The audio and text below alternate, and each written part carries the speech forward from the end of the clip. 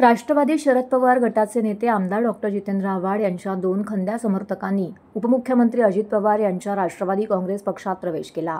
या प्रवेशाने कळवा खारेगाव भागामध्ये शरद पवार गटाला खिंडार पडले असून आणखी काही जण पक्षांतर करण्याच्या तयारीला असल्याचं कळतंय।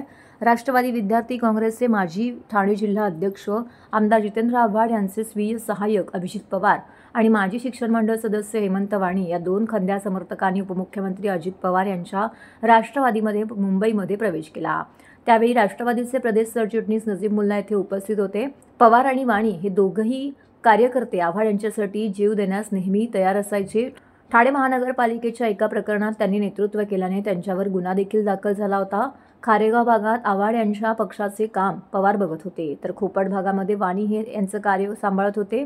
मोठ्या प्रमाणावरती तरुण वर्ग त्यांच्या पाठीशी आहे। या दोघांनी आमदार जितेंद्र आव्हाड यांची साथ सोडल्याने राष्ट्रवादीचं नुकसान होत असल्याची चर्चा आहे। या दोघांवरही तडीपाडीची तसेच मोक्काची कारवाई करण्याची भीती असल्यामुळे आमदार जितेंद्र आव्हाड यांची साथ सोडली अशी चर्चा सध्या राष्ट्रवादीमध्ये सुरू आहे।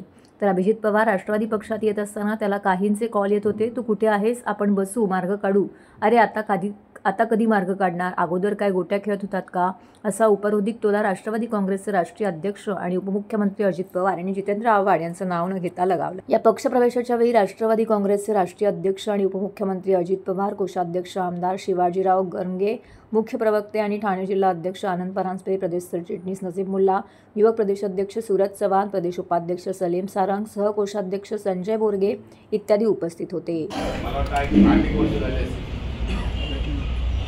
8 वर्षामध्ये प्रभागात काय कामं झाले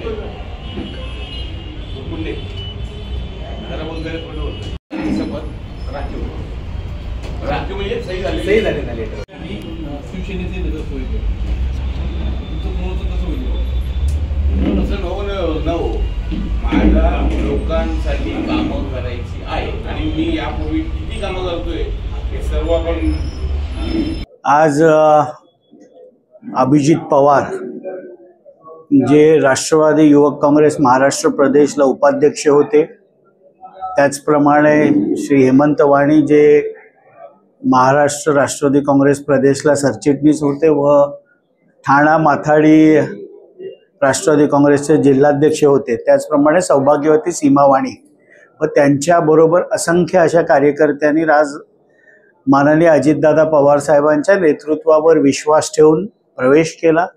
मी जिल्हाध्यक्ष या नात्याने त्यांच्या सर्व कार्यकर्त्यांचे मनापासून स्वागत करतो। राष्ट्रवादीची ताकद अधिक कळव्या मुंबऱ्यामध्ये ही वाढलेली आहे आणि आत्मचिंतन कुठेतरी आता तरी जितेंद्र आव्हाड करतील की ज्या कार्यकर्त्यांनी आपल्या जीवाचं रान छातीचा कोट त्यांच्यासाठी केला ते सर्वच विश्वासू सहकारी त्यांना सोडून चाललेत। आणि मी खास करून अभिजित पवार आणि हेमंत वाणींचं अभिनंदन यासाठी करेन की निवडणुकीच्या काळामध्ये आमच्या विरुद्ध त्यांनी निवडणूक लढली, त्यावेळेला त्यांनी कधी जितेंद्र आव्हाड साहेबांची साथ सोडली नाही, त्यांना जिंकून दिल्यानंतर त्यांची साथ सोडली आणि त्यामुळे कार्यकर्त्यांच्या पाठीमध्ये खंजीर खुपसणारे जितेंद्र आव्हाड आता तरी आत्मचिंतन करतील, एवढाच मी या निमित्ताने त्यांना सल्ला देतो। काम करायची संधी भेटली, चांगल्या पदावर काम करायला संधी भेटत आहे, त्या संधीचं आम्ही सोनं करू। अजितदादांनी ठाणे जिल्ह्याचे अध्यक्ष आनंद परांजपे साहेब, नजीब मुल्ला सरचिटणीस आहेत, यांनी माझ्यावरती जो विश्वास दाखवला त्याबद्दल मी त्यांचा आदर मानतो। ठाण्यात एकत्रित काम कसं केलं जातं हे यांच्याकडून शिकण्यासारखं आहे, म्हणून आज या पद्धतीने दादांच्या हस्ते माझी कोकण विभागीय अध्यक्षपदी नेमणूक झाली आहे। काही गोष्टी पण त्या कालांतरानेच बाहेर पडतील तर चांगल्या आहेत की मला सवय आहे की मी सगळ्या मनात गोष्टी ठेवत असतो, मी कोणाला काय बोलून दाखवत नाही आणि इथून पुढेही काय बोलणार नाही, पण काउंटर अटॅक झाल्यानंतर ते बोलावे लागतील, कारण की असं गप्प राहून पण चालणार नाही। ज्या पद्धतीने ज्या सभेने काहीतरी गोष्टी झाल्या होत्या त्या गोष्टी चालत राहतील, कारण की राजकारण होत असतं, पण ते खूप आता इथून वरती गेलं होतं, म्हणून इथं स्टॉप व्हावं असा निर्णय घेतला। गेले 8 वर्ष कुठल्याही प्रभागात कामं न झाल्यामुळे आज हा आम्हाला निर्णय घ्यावा लागला। आज प्रभागात प्रत्येक महिला असेल, माझी 35 महिला बचत गट आहेत, माझी मिसेस सांभाळते. प्रत्येक बचत गटाच्या महिलांच्या तक्रारी आहेत, कामं होत नाही.